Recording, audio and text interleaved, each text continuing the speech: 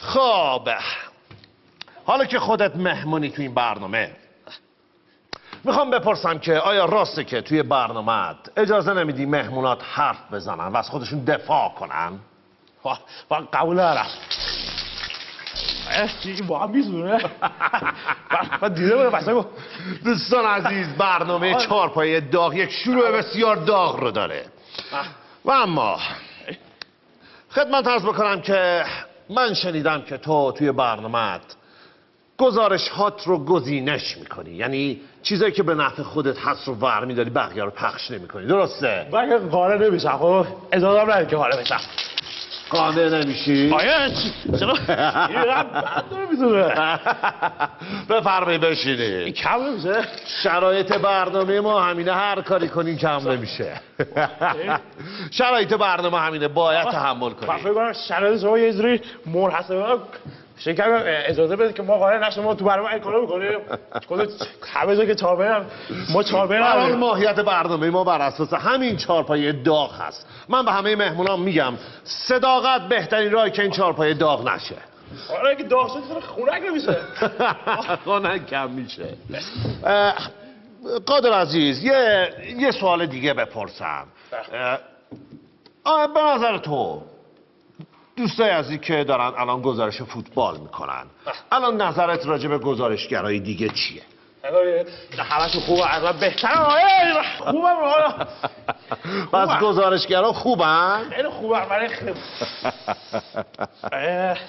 این راسته میگن که چون شما همشهری مدیر شبکه هستید، هرچی که دلتون بخواد میتونید تند برید و تو برنامه‌تون افراد رو له بکنید، درسته؟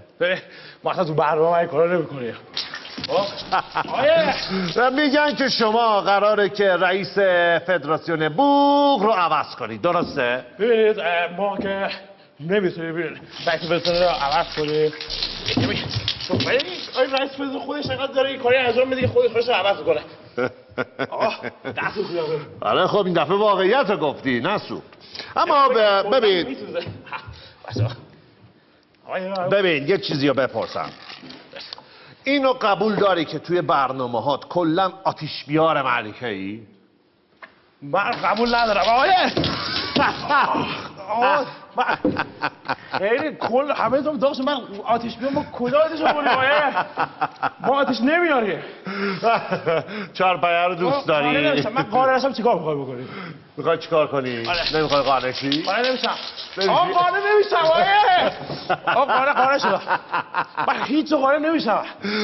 چهارپایه‌مون رو دوست داری؟ چهارپایه داغ. این دفعه من قانع شدم دیگه.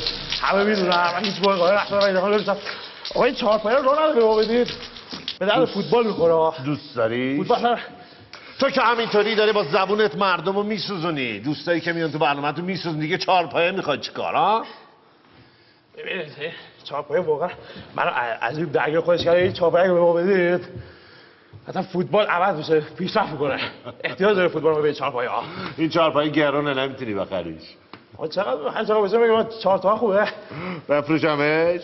تهیه کننده محترم میگه بفروشه که دیگه میسازیم. چهار تا ما داریم. خب دیگه بیشتر پول ندارم. یعنی چهار تا چقدر خواهد بدید؟ چهار تا ما بده، من با پول ندارم. دیدی پول داری؟ چهار یکم بیشتر داریم، خیلی خوب. ببین من اینو میدم بهت 6 تومن. 6 تومن کلا الان 5 و 7. آقا همون 6 تومن 7 تومن فقط کرمش هم بدید. کرم هم میدیم بهت. بشین. خب بذار من خداحافظی کنم، بعد این چهارپایه رو میفروشم به تو.